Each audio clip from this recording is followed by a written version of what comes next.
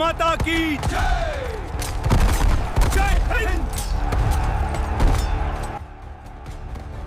साल 1857। भारत की धरती पर अंग्रेजों का राज अपने चरम पर था। ईस्ट इंडिया कंपनी सिर्फ व्यापार नहीं कर रही थी, बल्कि पूरे हिंदुस्तान पर अपना कब्जा जमा चुकी थी। राजाओं के ताज छीने जा रहे थे, किसानों की जमीनें लूटी जा रही थीं, और सैनिकों के आत्मसम्मान को कुचला जा रहा था। लेकिन इतिहास गवाह है, जब अन्याय अपनी सीमा पार करता है तब क्रांति जन्म लेती है। और फिर 10 मई 1857 मेरठ की धरती से उठी एक चिंगारी ऐसी आग बनी जिसने पूरे हिंदुस्तान को हिला दिया। ये सिर्फ विद्रोह नहीं था, ये था आजादी का पहला महासंग्राम, इंडियन रिबेलियन ऑफ 1857।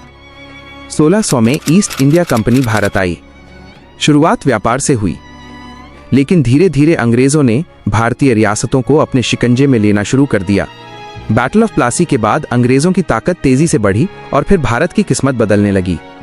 अंग्रेजों की सबसे खतरनाक नीति थी डॉक्ट्रिन ऑफ लैप्स, जिसे लॉर्ड डालहाउसी ने लागू किया। इस नीति का क्रूर नियम था, अगर किसी राजा का सगा बेटा नहीं है तो उसका राज्य अंग्रेजों का हो जाएगा। झांसी, सतारा और नागपुर एक एक कर सब छीने गए। राजाओं के सीने में प्रतिशोध की ज्वाला धधक रही थी। अंग्रेजों ने भारतीय उद्योगों की कमर तोड़ दी। हाथकरघा उद्योग बर्बाद हुए, कारीगर बेसहारा हुए और किसानों पर टैक्स का ऐसा बोझ डाला गया कि उनकी पुश्तैनी जमीनें छीन ली गईं।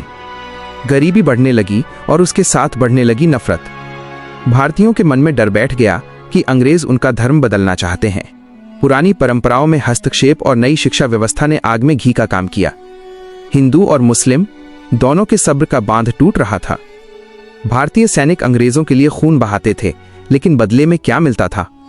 कम वेतन, भेदभाव और अपमान।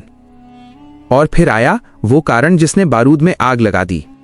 नई पैटर्न 1853 एनफील्ड राइफल। अफवाह फैली कि कारतूसों पर गाय और सुअर की चर्बी है। हिंदुओं के लिए गाय पवित्र थी, मुसलमानों के लिए सुअर हराम। यह सैनिकों के धर्म पर सीधा प्रहार था। 29 मार्च 1857 बैरकपुर। एक जांबाज जवान आगे आया, मंगल पांडे। उसने अंग्रेज अफसरों की आंखों में आंखें डालकर हमला कर दिया। यह विद्रोह की पहली खुली ललकार थी। उन्हें फांसी दे दी गई, लेकिन उनकी शहादत ने पूरे देश को जगा दिया। 10 मई 1857 मेरठ। सैनिकों ने बगावत का बिगुल फूंक दिया। जेलें तोड़ी गईं, अंग्रेज अफसरों को धूल चटाई गई और हजारों सैनिक एक ही नारे के साथ दिल्ली की ओर कूच कर गए, चलो दिल्ली। दिल्ली पहुंचकर सैनिकों ने बूढ़े मुगल बादशाह बहादुर शाह जफर को अपना शहंशाह घोषित किया।